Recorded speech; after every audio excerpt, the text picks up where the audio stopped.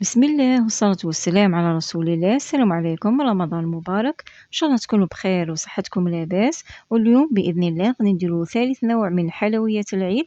غادي كل مرة ندير لكم نوع، خطرا ندير لكم بريستيج، خطرا ندير لكم اقتصادي، خطرش يكون نوع سامبل، خطرا تكون عجينة نخرجوا منها 3 أنواع ولا 4 تاع حلويات اقتصادية، ولا عجينة إن شاء الله غادي تكون إن شاء الله في الأيام القادمة غندير لكم عجينة فيها شحال من نوع تاع حلويات بريستيج، كل واحد يقول للآخر أنا خير منك. إن شاء الله غير ربي يقدرنا وندير لكم هذا الحلويات. واليوم جبت لكم هذا النوع تاع الحلوى واللي هو غاتو بريستيج، من أروع ما يكون. المول اللي خرج العام اللي فات، هذا المول مازالت الناس ديره، مازال يتمشى يعني، والناس مازال تخدم به ومازال لي كوموند يجوني عليه. يجي من أروع ما يكون بحشو مقرمش وصاب لي يذوب في الفم ذوبان.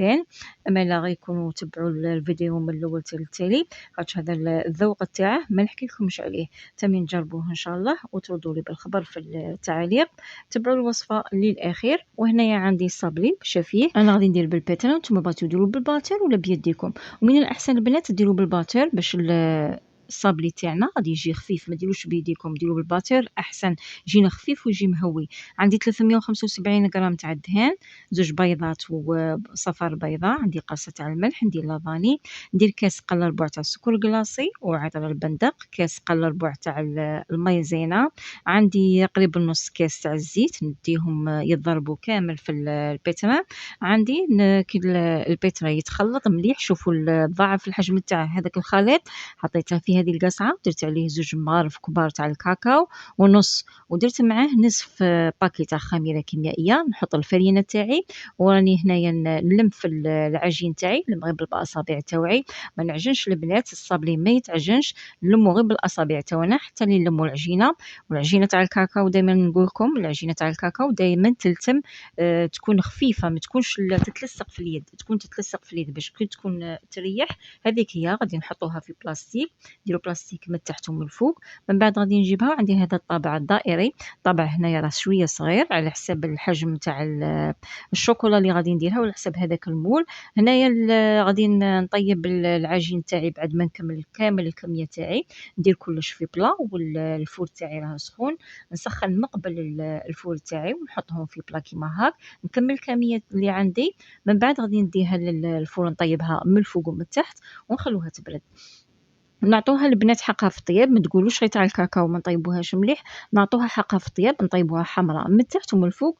نخلو الصابلي تاعنا يريح وغادي نخدمو الشوكولا، نذوبو الشوكولا البيضاء على حمام مائي، وخصنا البنات نوقفو عليها نخلطوها مليح هكا باش الحواف ما يبسوش وما يديرولناش هذيك الطبقة اللي تولي مارون. هنايا الشوكولا تاعي بعد ما ذابت درت شوية غير مرصو صغير تاع شوكولا بيضاء، درته غير صغير حطيتها عليها وخلطت كاع مع بعض باش تحصلت على هذا اللون البيج. نتوما تحكموا في اللون، بغيتو فونسي على هكا زيدوا تقعدوا تزيدوا في هذيك الشوكولا غير بشويه حتى اللي تتحصلوا على اللون اللي راكم باغيين. ونجيب هذا المول كما راكم تشوفوا بالبانسو، غادي ندير الطبقه الاولى.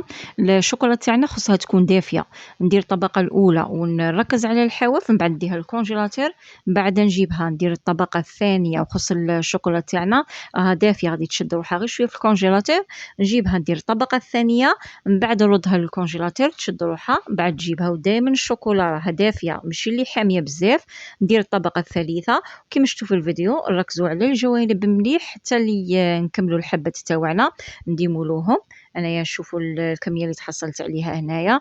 اللي الحشو الاول شو باغي ندير كطبقه اولى، درت الشوكولاته اختيني مع الكوكاو اللي حمصته في نهاره وخلطته، درتها طبقه اولى وفوت على كاع الحبات اللي عندي. من بعد غادي نجيب الكفريط، نجيب الفايتين، ونجيب الشوكولا تاع البندق، نخلطهم كامل مع بعض كما راكم تشوفوا.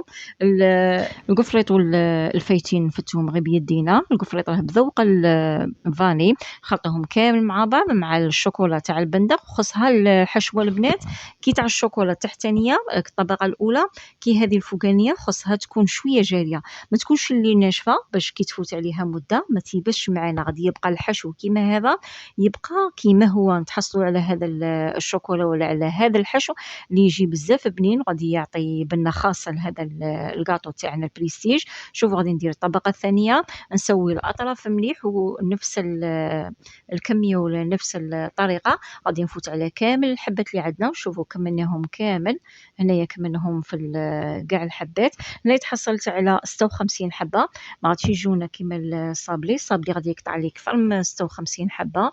هنايا كي كملت الكمية اللي عندي الصابلي تاعي غادي نفوت عليه كامل، درت ثاني قدروا ديروا قفريط مع فايتين تخلطوهم مع بعض في الجوانب، ولا ديروا كوكاو وفايتين تخلطوهم مع بعض تفتوهم مليح، من بعد تفوتوا عليهم بالكونفيتير وتفوتوا على هذاك الفايتين والكوكاو ولا الفايتين مع القفريط، نديروا الحواف، نلصق الطبقة التحتانية من الحبة تاع الشوكولا بالشوكولا ولصقها مباشرة مع هذاك الصابلي، وهي الكمية اللي تحصلنا عليها. شوفوا البنات أنا كان باقي لي قلت لكم الصابلي، كنت من بعد غادي نعاود كمية واحدة أخرى باش نلحق هذيك الكمية اللي قطعتها لي الصابلي. درت مغرف كبيرة تاع الكراميل، ودرت تاني مغرف كبيرة تاع الجليكوز ذوبتهم مع بعض، واللوز كان عندي مقلي البنات نقلوه مليح ونديروه شوية حمر هكا باش يعطينا بنة شابة الكاطو تاعنا، ونقطع كل حبة تاع لوز نقطعها على زوج غادي تعطيني هذا المنظر اللي يكون شباب. غادي نحطوهم مع هذاك الخليط تاع الكراميل وتاع الجليكوز، خلطهم كامل مع بعض غادي يعطيني هذه اللمعة. نقعد نرفد بالمغرف ونحطه في هذاك الوسط. نتوما بغيتو ديروا بهذا المول ولا كان عندكم مول واخد آخر ماشي مشكل، كان عندكم مول قديم، المهم تكون هذيك فيه هذاك الفراغ في الوسط باش يعطيني هذه النظرة اللي تكون شابة. شوفوا الكاطو تاعنا راه واجد وشوفوا جا من أروع ما يكون، يجي بزاف شباب. هذا الكاطو لازم يكون حاضر في طاولة العيد، غادي يعطيكم منظر شباب مع الكاطو اللي يكون محطوط. تقدروا ديروا هذه الحلوى المناسبات الأعياد الخطبات النجاحات اللي جايين إن شاء الله في الصيف إن شاء الله. هاكا تاني باش نوعوا في طاولة العيد في الأذواق وفي الأشكال. وانتم اللي عجبتكم الوصفة ما تنسوش البنات بلي جام، أنا غير نسيت باش نقسم لكم حبة خاطش بيهم الفيديو يطلع، وبارطاجوا الوصفة ثاني مع الناس اللي تعرفوهم هكا باش تعم الفائدة على الجميع. وثاني نتوما راكم مأجورين على ذلك، وأي حاجة ولا أي كاطو ما تعرفوش خلوا لي في التعاليق باش نديرها لكم إن شاء الله في الأيام اللي جاية. والسلام عليكم.